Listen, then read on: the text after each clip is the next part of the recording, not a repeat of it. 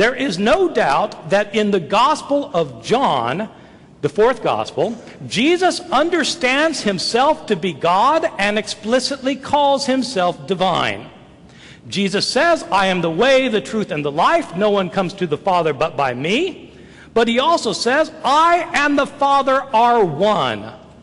Before Abraham was, I am. These are sayings found only in the Gospel of John.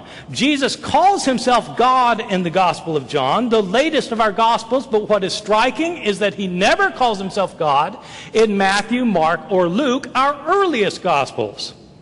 I don't think Jesus really said these things. And so far as I know, either does any other critical biblical scholar. I know of hundreds of biblical scholars, but I don't personally know any scholar of the Gospel of John, except for extremely conservative evangelicals or fundamentalists, who think that John accurately records all of the words of Jesus. If Craig thinks he does, if he thinks that Jesus did go around Galilee and Jerusalem calling himself God, I'd like him to explain to me on historical, not theological grounds, but historical grounds, how Jesus managed to escape getting stoned to death for blasphemy. And more important, how it is that Matthew, Mark, and Luke don't record him calling himself God. That seems like a rather important point. Did they just forget to mention that part?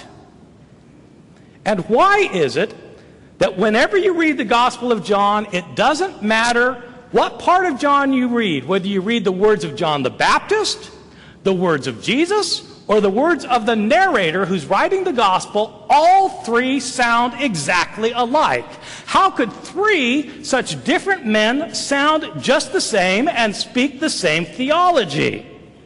It doesn't matter what parts of John you read, it all sounds the same. Why? Because in the Gospel of John, we're not hearing three voices, John the Baptist, Jesus, and the narrator. We're hearing one voice, the voice of the author. The author has modified the voices of John the Baptist and Jesus to make them say what he wants them to say. This is not Jesus' voice we're hearing. It's the voice of the Gospel of John, the author. Why does this matter? Because people in our world continue to ask, is Jesus who he said he was? If you read the Gospel of John, you don't learn who Jesus said he was. You learn who John said he was.